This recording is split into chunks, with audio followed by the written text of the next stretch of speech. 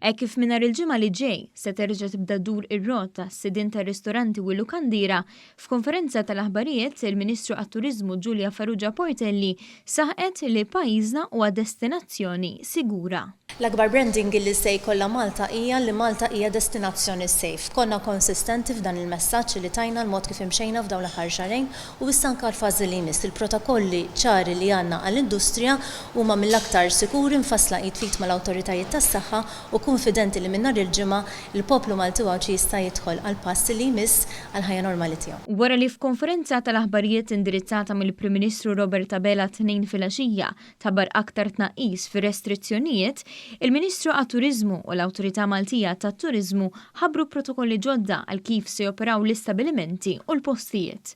It-tlieta filgħodu il-Ministru Farrugia Portelli u l-Kap Eżekuttiv tal-Awtorità Maltija tat-Turiżmu Johan Buttigieg qalu li jekk l-operaturi tal-istabbilimenti huma fqada li jibdew joperaw minn nhar il-ġimgħa se jkunu mitluba jagħmlu kuntatt mal-awtorità fuq il-helpline 21 69 2447.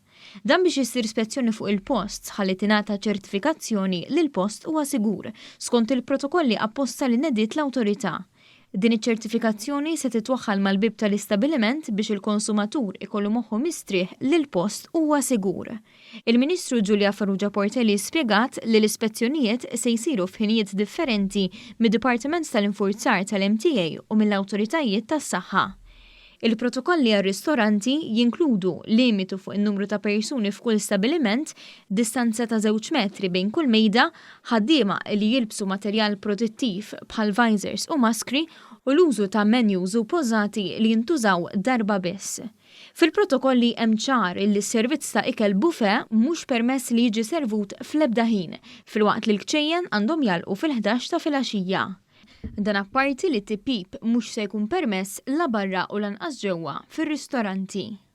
Dwar il-pixxini tqal li dawn ma jistgħux jilqgħu iżjed minn nofs il-kapaċità massima, filwaqt li hemm limitu fuq kemm il-persuna jistgħu jużaw il-faċilitajiet sanitarji fl-istess ħin.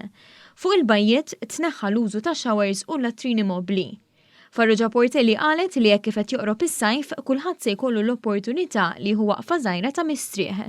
Minatja u s-Sur Buttigieg wissa li dawk l-operaturi li jonqsu milli josservaw ir-regolamenti se jsibu lill-awtorità li se tkun qed tinforza l-miżuri ta' protezzjoni u l-protokolli. Se nkunu qegħdin nedukaw lill-operaturi biex nagħtu l-assigurazzjoni u serħan il-moħħ lill-ċittadini fejn prattikament ikunu qegħdin jaraw li fl-iktar post sikur jistgħu jintertenjaw lilhom u l-maħbubin tagħhom u f'każ li jkun hemm bżonn l-Awtorità tat-Turiżmu se tkun qed tieħu dawk il-passi kontra dawk l-istabbilimenti li b'xi mod ma jkunux qegħdin jimxu ma' dawn il-protokolli, inkluż l-għeluq jekk ikun hemm bżonn u l-irtirar tal-liċenzja tagħhom.